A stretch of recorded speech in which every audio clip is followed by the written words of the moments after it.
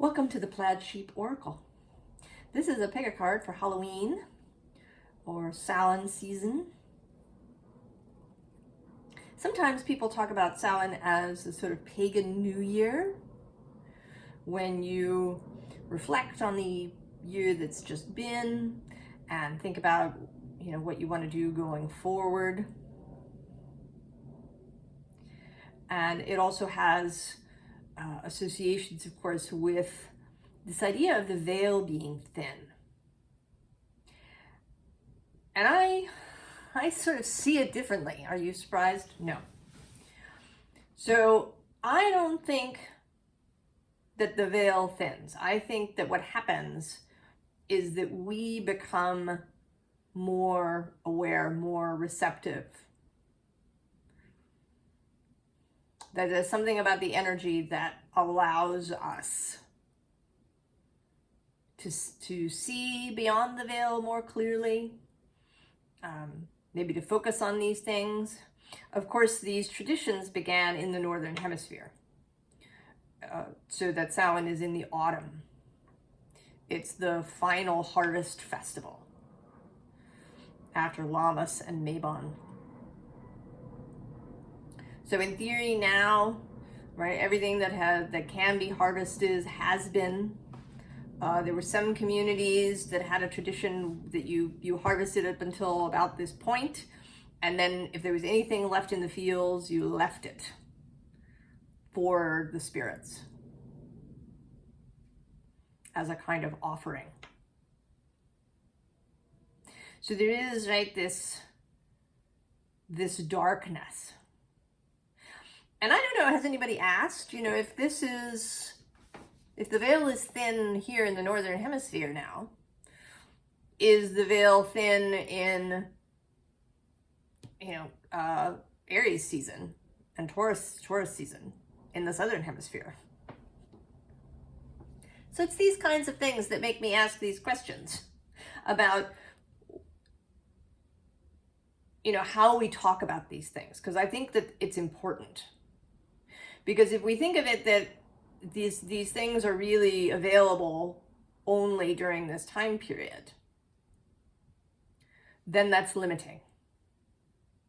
But if we think of this as a prompting, as an available energy, as a way of thinking about things, then maybe we can transplant it. We can open the veil through the whole year, that we're not limited. Yeah, that we can, talk to the ancestors in June. Why not? So we're a little different here around this channel. I generally question received wisdom, things that haven't changed in a really long time. And sometimes that can be because stuff really works. That something has been around for a long time because it really works. But other times, stuff is around for a long time just because people have been repeating it over and over again and not asking questions. So here on the channel, we always ask questions. And interestingly, I don't have any specifically Halloween decks. There is an Oracle deck that's going to come out that has a kind of, sort of monster vibe going on. So I let the Fellowship choose the Significator deck. And they didn't choose that deck, they chose the Astro Oracle. And then they also chose these objects. So we have the Midheaven, and we have this little chest. And I don't even remember where I got it, but it has inside of it a piece of amber that smells just delicious. So the chest has these little holes so the amber scent comes out. And then there's this blown or pulled glass dragon. If I can go up there so you can see him. This was a present from a friend of mine. Then we have an acorn that came from England all the way to me a few years ago. Also in a gift, in a kind of secret Santa exchange. And then we have this owl head. And I also don't know where I got the owl head. Somewhere. So the amber with midheaven. The dragon with the north node. It says future. The midheaven says pinnacle. Then we have Pisces, sensitize, and Aquarius, collaborate with the owl. And another interesting thing is that they're sort of close to each other. The midheaven is 36, the north node 34, Pisces 12, Aquarius 11. So I'm really interested to see what comes out for each pile. I'm going to show you the bottom card of each oracle deck that I use. There are 4. I'm not going to talk about it. I'm just going to show them to you. And then we'll go. The secret. It says the unknown, mysteries, wonders. Liberty.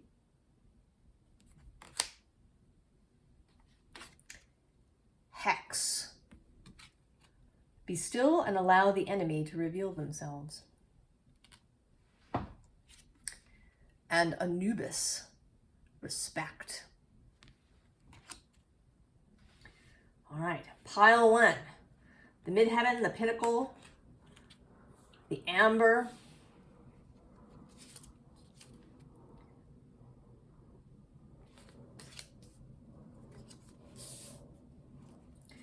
so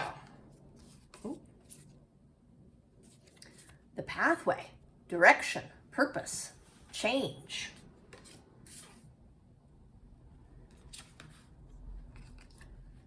Queen Bee, very 10th house, midheaven sort of energy.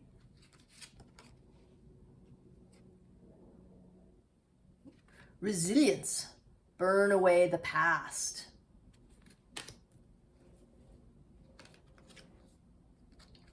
Oh, and Cerberus, guardians.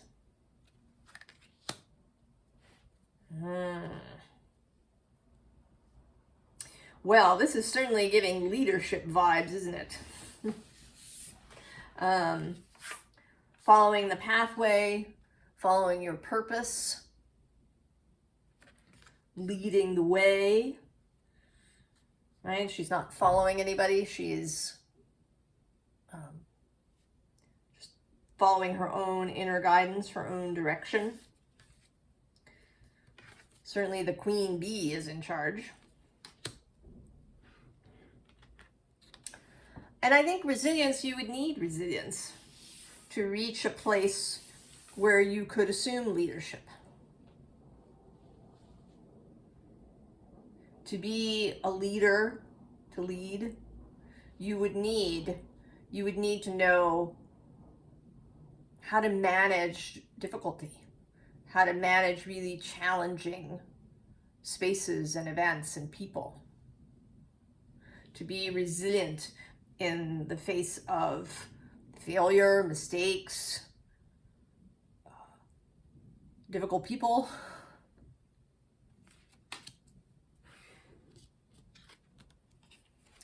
And then the guardian energy, to be, right, to be a leader, to lead is to kind of to be a guardian in a way.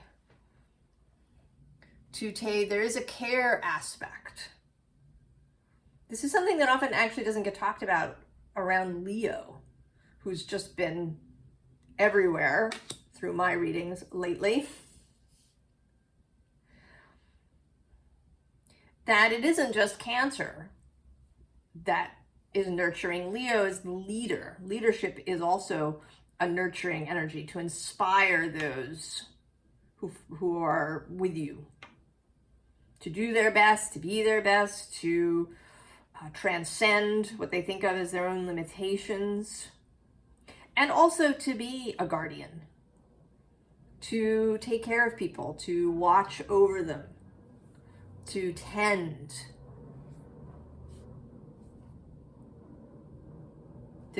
to whatever it is that you are the leader of. So let's see if the Hush Tarot The tarot decks coming out are a little on the witchy side. The Hush Tarot is a little gothic. Pile 2 has the Witch's Wisdom. Pile 3 is the Archeon deck, which is all kind of dark colors and sepia tones. And then pile 4 is the Enchanted Förhäxa Tarot. It has fairies and other supernatural beings in it.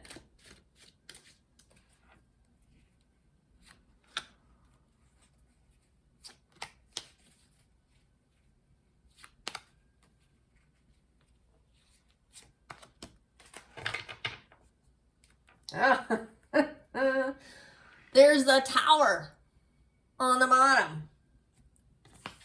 Tower.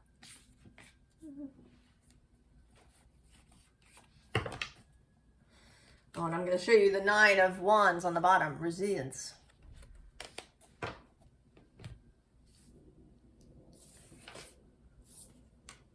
All right. Oh, 9 of Cups. And the Ace of Cups.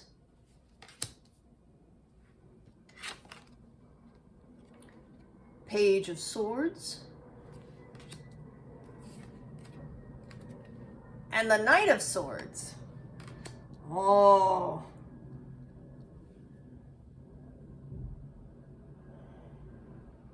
Progress. Pile 1.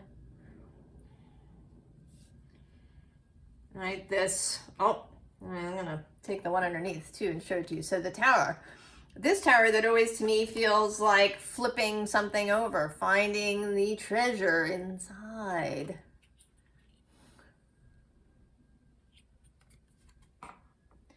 Opening it up, right, finding out what the secret is.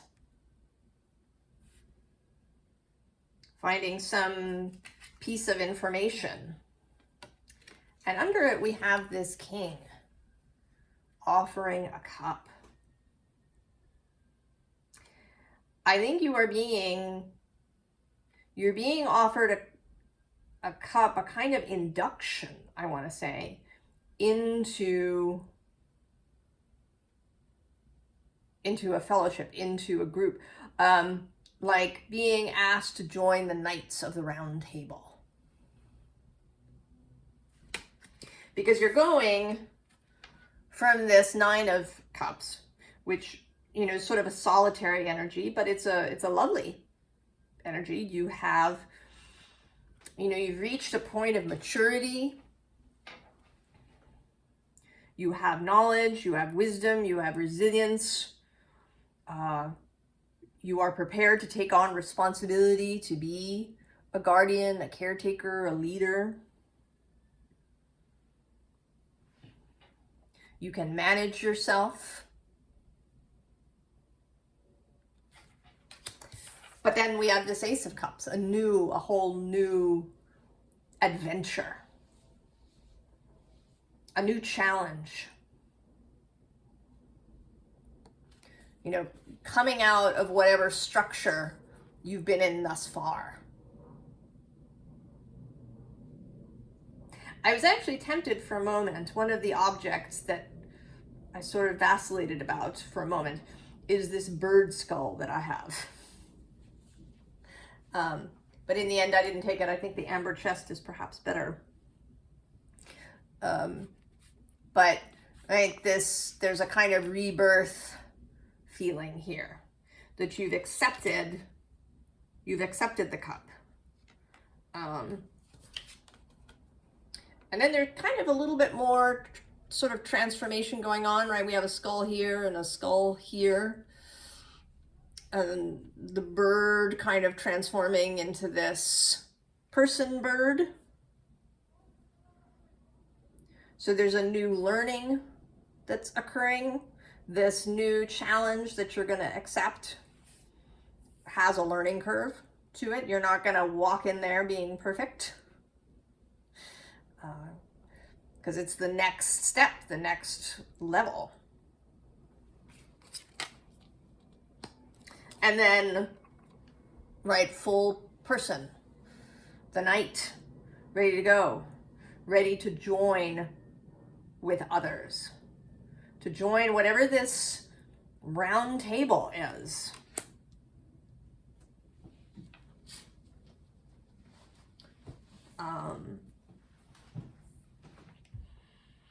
I don't know, pile one, you're I wish I could tell you specifically who this is, what this offer is. It might be very direct, that your boss comes to you and say, we want to offer you a promotion, we want you to lead a team, or you know, you get tenure at your university job, or you know, there's some professional movement that you have where you end up leading people, where you have a team that you lead. So that might be the case. It could be in a relationship in some way. It could be that you and your partner decide to have a family, and so you're going to be a leader in that way. But pile one, you are moving up. You're headed to the pinnacle, to the midheaven, with this turning of the seasonal wheel. Oh, I'm excited for you, pile one.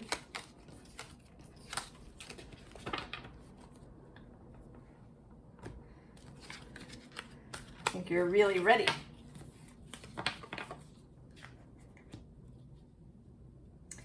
All right, pile two, the dragon in the North Node.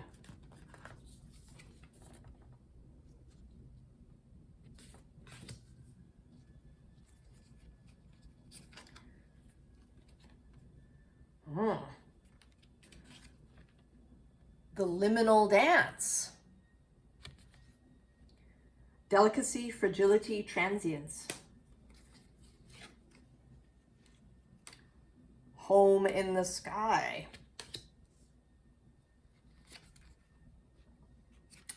Bujo, transform the way you see. And the Myrmidon, discipline.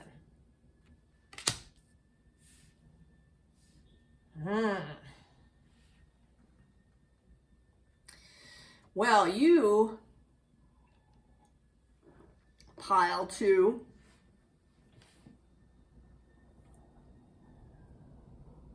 you're going somewhere too. Pile one is sort of moving up in the world. You seem to be moving kind of into a whole new space, right? This feels very much like a threshold, like a doorway that you pass through.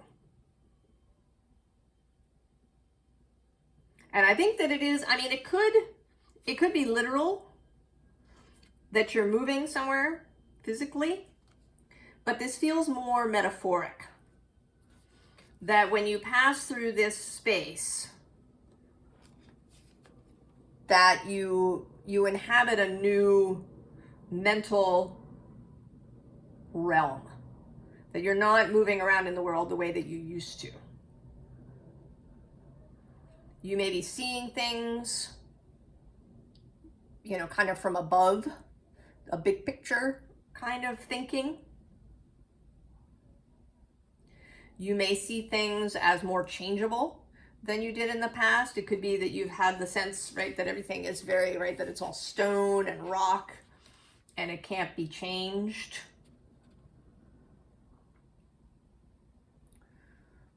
But here there's a, right, there's a taking off, there's a lightness.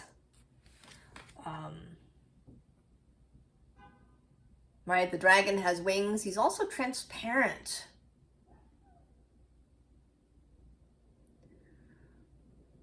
So there isn't, right, there's a sense of lightness to him. You know, that he is filled with light, as well. And then with this transform the way you see and that moth over her eyes, there certainly is a spiritual component here. This may well be reaching a new place in your spiritual development, in your understanding, and your ability to really incorporate this into the real world because kind of this discipline card.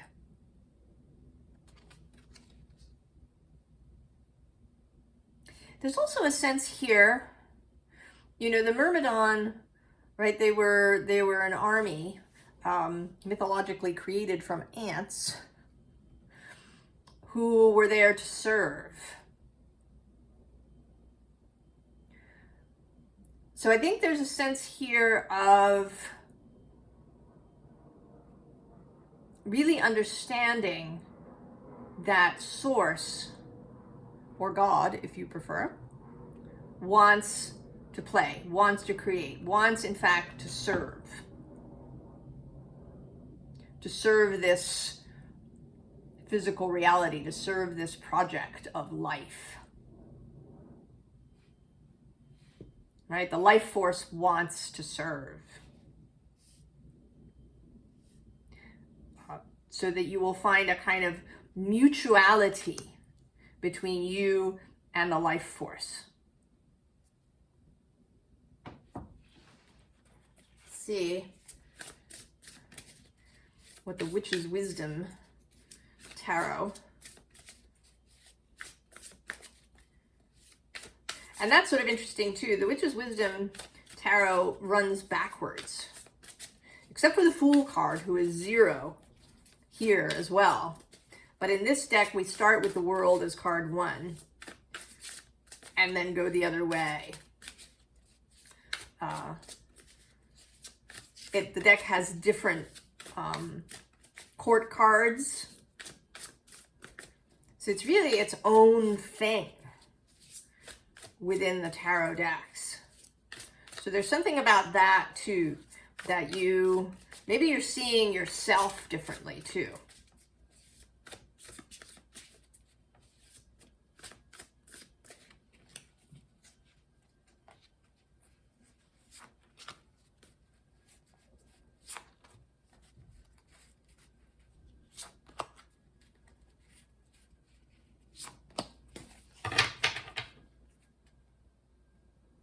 Oh.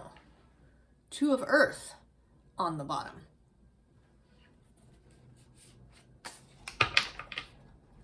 That's sort of interesting since it shows this hibernating bear. And below that is this 4 of Earth card, which is like a spring thing. So I want to say that this whole season, whether you're up here in the north or in the south, that this whole season is going to be transformational. That this may not happen in an instant, that there's a process here. Oh yes, healing.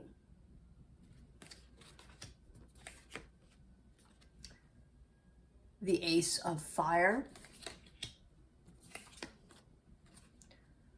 the 7 of Air,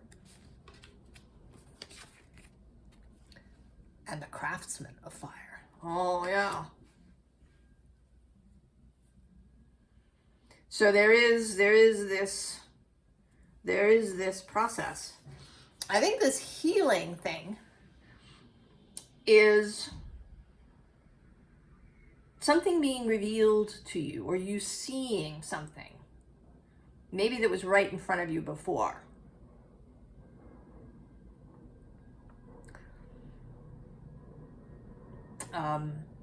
Truth and understanding, maybe you have a kind of numinous experience.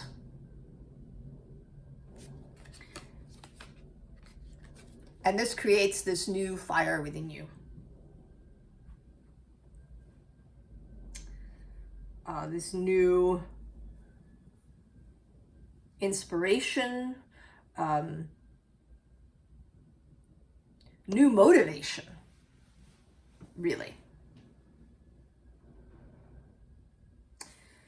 We often talk about the winter season as a space where everything is, you know, very still and quiet, and, you know, you can kind of go deep and, but, you know, I don't, that's not, I mean, to some extent, it's what our ancestors must have done, but they also would have been doing a lot of other stuff. You know, it's not like things stopped. You still had to do many things.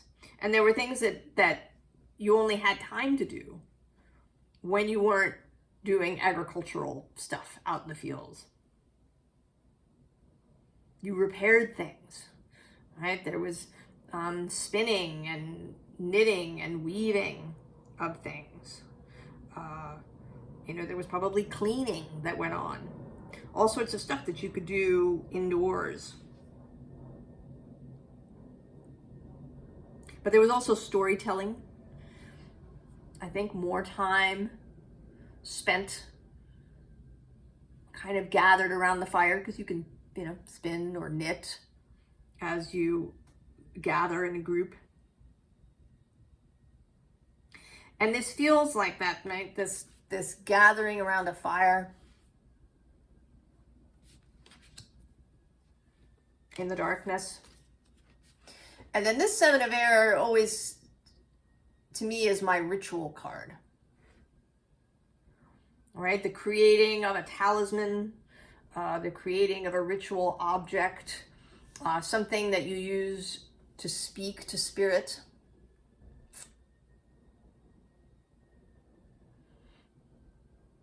So there is time spent in conversation with your fellowship, your guides, your soul.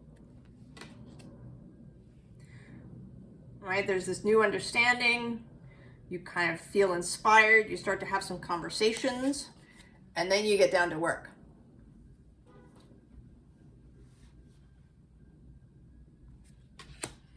And that this will be a process for you through this fall winter section until we, right, kind of until we reach the next season.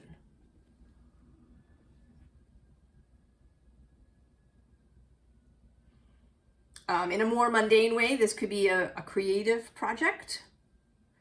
It may be that if you are an artist or a writer, somebody who makes things, that you will come to a new relationship with your genius, right? With your spiritual source of inspiration. And that you'll begin a new project. You might even finish it by the time that spring comes. I mean, a novel really comes to mind, or a written work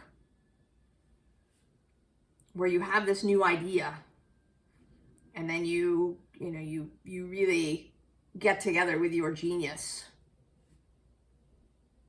and then you sit down and you start to write.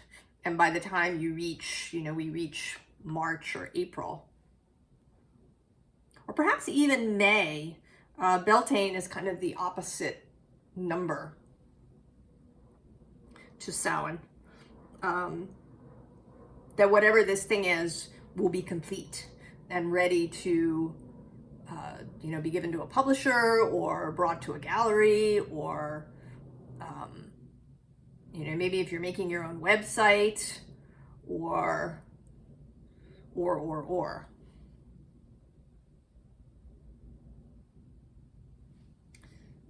It might even, since there is a little kid, right? There's a little bear cub there. Maybe you or your partner gets pregnant.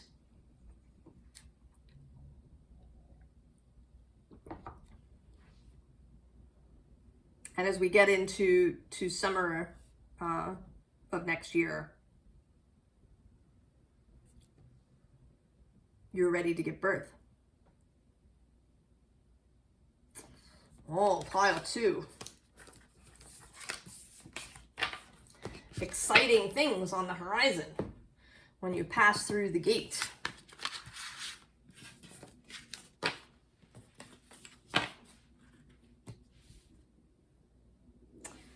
Pile 3, which has this Pisces, sensitize, and this acorn.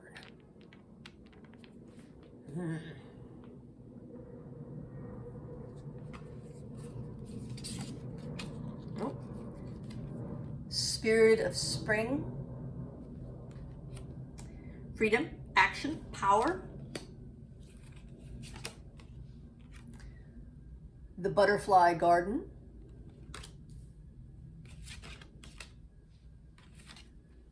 Samadhi, perfect acceptance. And the harpy with chaos. Oh, pile 3. Something is breaking open. Something is about to be born and start growing. And it's going to start growing faster than you expect. I mean, it's possible that you didn't even know that this seed was planted. It may be that it was, you planted it long ago, and that you've forgotten, or that it was that it might have been an unconscious planting. But there is this sense in all of these cards of, right, a lot of growth.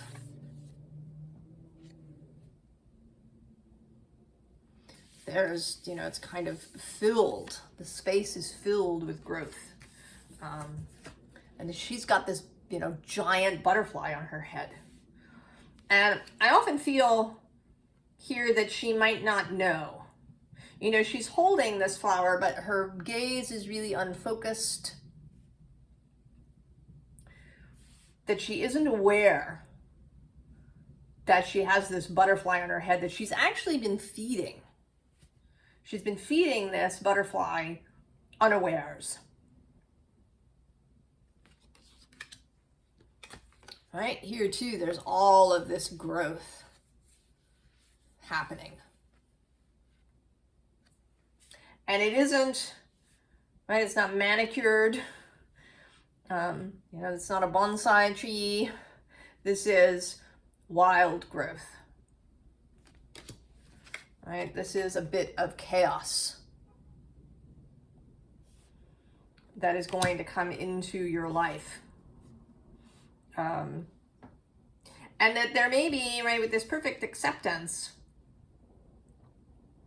that you're going to need to not freak out.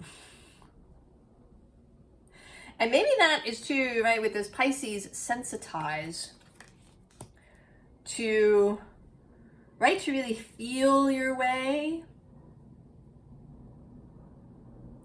to not be reactive, but responsive to this growth as it happens, to not be tempted to go in there and start hacking bits off, to tend to this growing garden that's happening, to allow it to reach its full potential.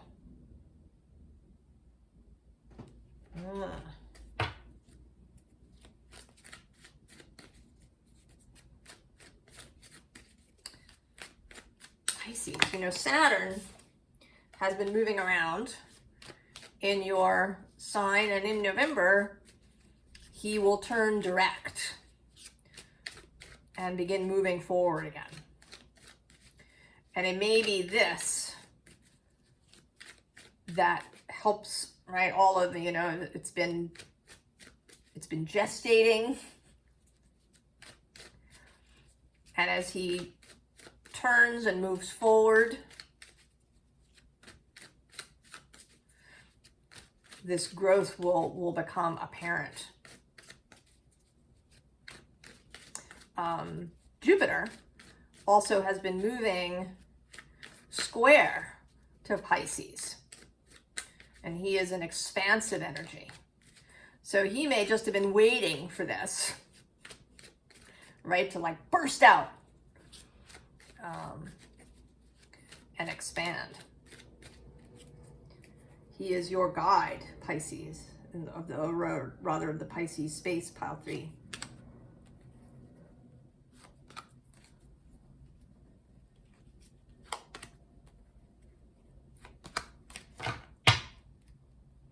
Oh, look at that. 9 of Pentacles, victorious, exultant, triumphant energy. Oh, and I'm going to show you the bottom on this one. Judgment. Time to go. The trumpet sound. And actually below the 9 of Pentacles is the 3 of Wands. Taking action. Oh, 10 of Pentacles, another pinnacle. The Herald of Cups. The 5 of Cups. And the Chariot.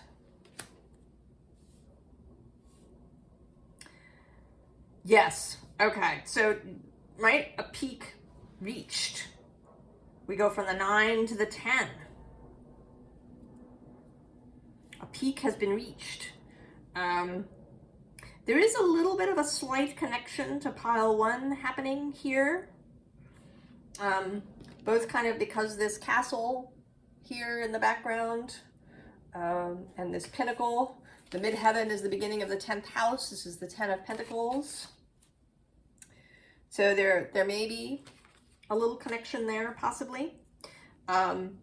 Also, there's this cup that I think you are being offered. And I think that in order to take it, you have to spill the cup you have. So this cup is being offered, but you're going to need to release something perhaps that you've been clinging to. It might be control. If this is feeling at all uncomfortable, right? If it's feeling like chaos rather than just exuberant growth.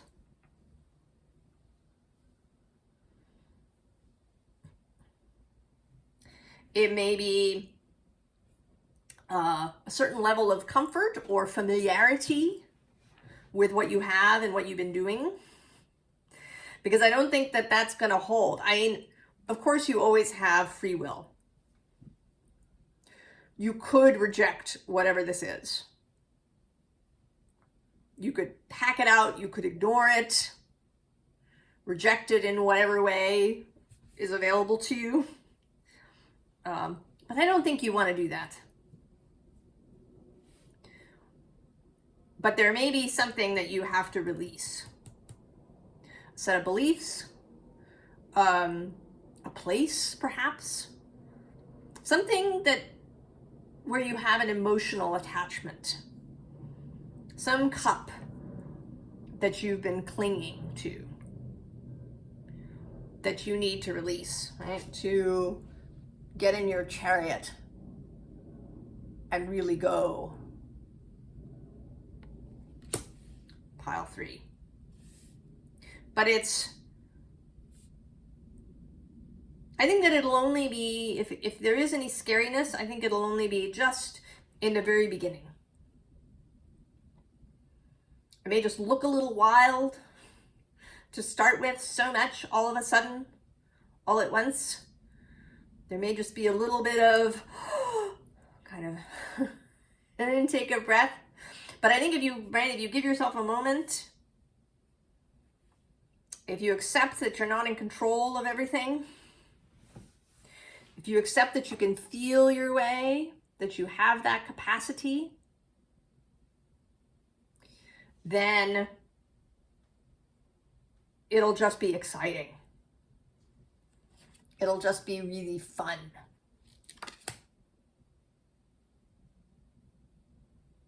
And I don't think, you know, pile 2 may have needed to wait for a little while for things to come to completion. I think yours is just about to burst open.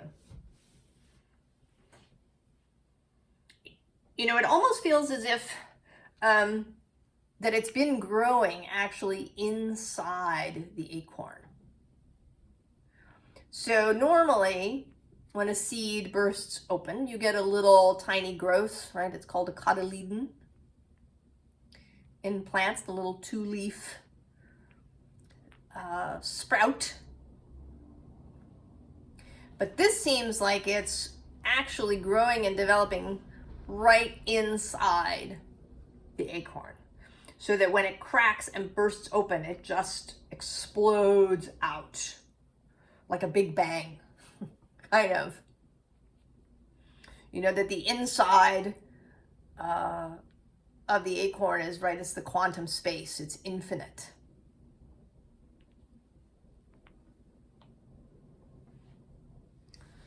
Oh, pile 3, I'm excited for you.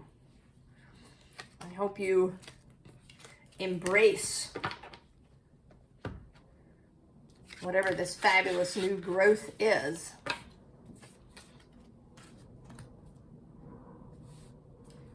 Pile 4.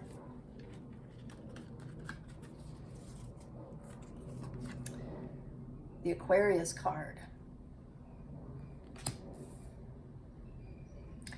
And a little owl who's kind of all eyes. We'll see how that... The Sacred Journey. Introversion, seeker, self-knowledge. The Elixir of Life.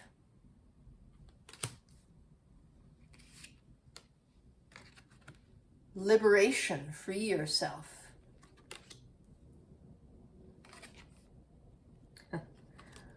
The Kraken, mystery. Oh. You know, all of these piles have kind of been, not surprisingly, about liberation. If you didn't watch the intro, some of the cards were both the Secret and this Liberty card that came out.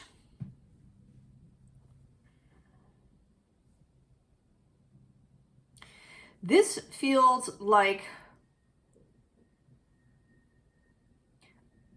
a liberation from, really from self-restriction. A liberation of the sensual self. Right?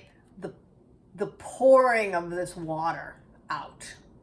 I think it actually has less to do with Aquarius and even collaboration than it does with this image of the water pouring out. And even this owl, right, with these kind of giant eyes,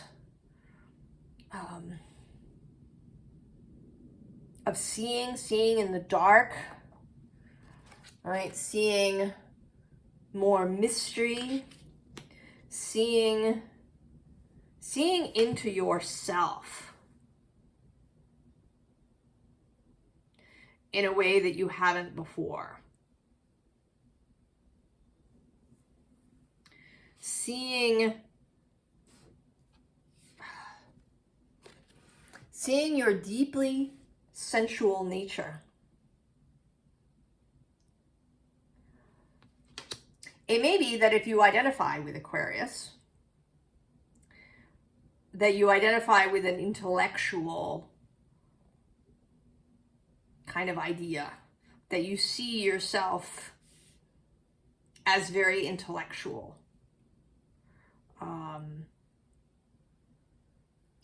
That perhaps that's how you've moved through the world, that's been mostly what you present to the world. All right, that you're your intellect, you're an intelligent person. You know, maybe people go to you to solve problems. Perhaps you're very learned. You know a lot of things. You've read a lot. You have a lot of kind of book learning.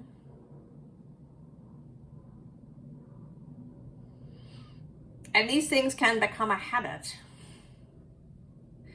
if that works for us, right? If we're rewarded for that when we're children, then that's what we cultivate. That's the part of us that, you know, gets stronger. But this, right, this sacred journey, and maybe that's what this Samhain period, this next season is about for you. And I can kind of see it in on both sides of the equator. That here in the northern hemisphere, that there's this winter space where one could go inward, one could do a lot of exploring with sensuality and sensual experience, alone and in company, perhaps. And it isn't, you know, this isn't all about sex, although sex is certainly a big piece here, sex and sexuality. But eros across the board of, you know, the physical self and how you feel your own body, how you look at your own body, how you feel things, how you interact with the physical world, how you think about objects. All of these things. And then in the summer season, if you're in the southern hemisphere, there's all that heat, right? The whole world, like the earth will just open up, right? There'll be flowers everywhere. You can, you know, go and lie on the grass if you have the opportunity to lie naked on the grass, or, you know, go swim in the sea. You know, eat peaches so the juice runs down your face.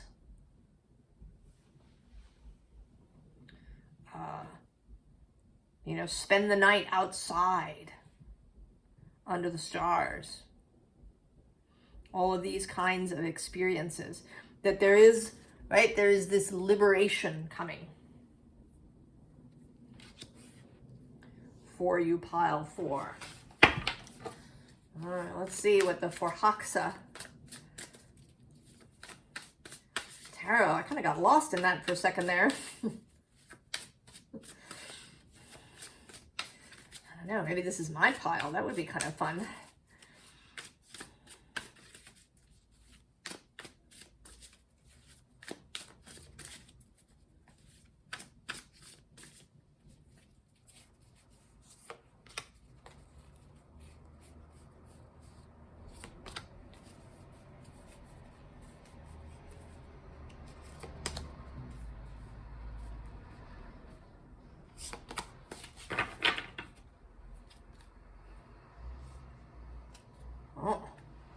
The 6 of Fire, victorious, and standing there in all those giant flowers. Oh, see, and the Knight of Earth on the bottom. Ah, Queen of Air.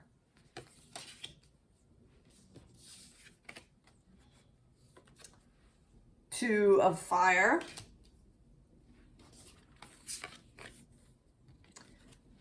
Page of Water,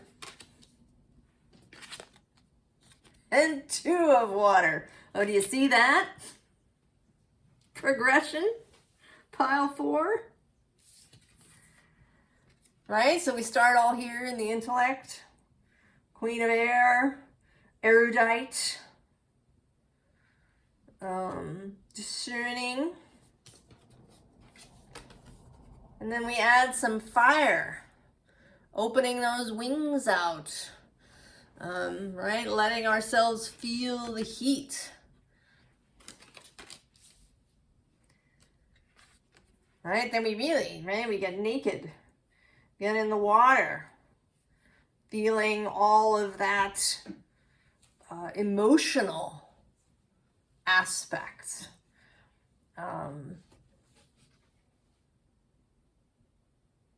You know, there is a kind of, right, this virginal quality, not, right, like experiencing something for the first time.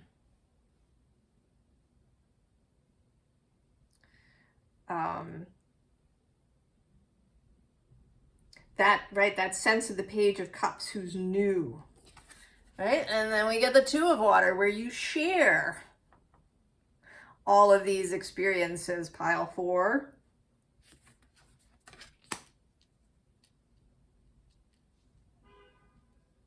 Oh, now this could be with a lover, whether you've got one now or you're going to get one.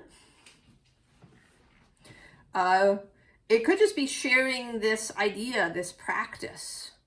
You know, it may also be that this practice, this new self-awareness, means that you just relate to people differently.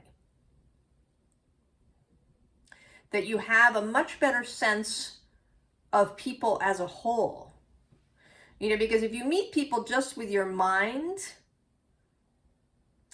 that may only get you so much, even in an intuitive way, right? Even if you get, you know, downloads and claircognizant information. This is the ability to meet animal body to animal body. To, right, to experience how someone is feeling, where they're at. The teacher, author Kasia Urbaniak talks about this as locating the other person. And to do this through your physical senses.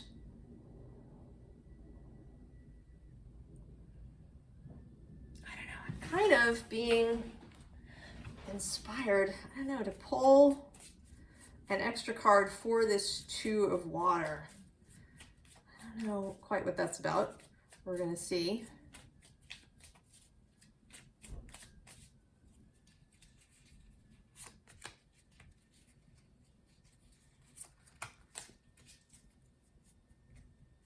Oh, interesting. 4 of Pentacles, very earthy on the bottom. But also, right, oh, also a sense of, right, keeping things close to your chest, of maybe not sharing these parts of yourself. And right underneath this, the Lovers. And then the 6 of Wands repeating. So these 2 cards are, oh, interesting. There's the 7 of Cups. And then the Emperor. Huh. So there is something, right? There is something here about coming into full capacity. That if in the past you've had trouble deciding things, choosing things, that maybe it's because you've been entirely in your head. So that the 2 of Cups is not just about meeting people and interacting with people, but about choosing, maybe choosing people and choosing emotional experiences, perhaps. Choosing friends, even. Who do you know, how do you decide who to be friends with? Have you done it solely on the basis of an intellectual compatibility? And has that maybe sometimes not worked out? But this is, right, this whole blossoming of this other aspect of yourself is giving you a whole new range of possibilities, right? A whole other way to see. Pile 4. Oh, that's exciting too. Oh, these have been very interesting. And I wish everyone a very beautiful Samhain season. And I will see you next time. So long.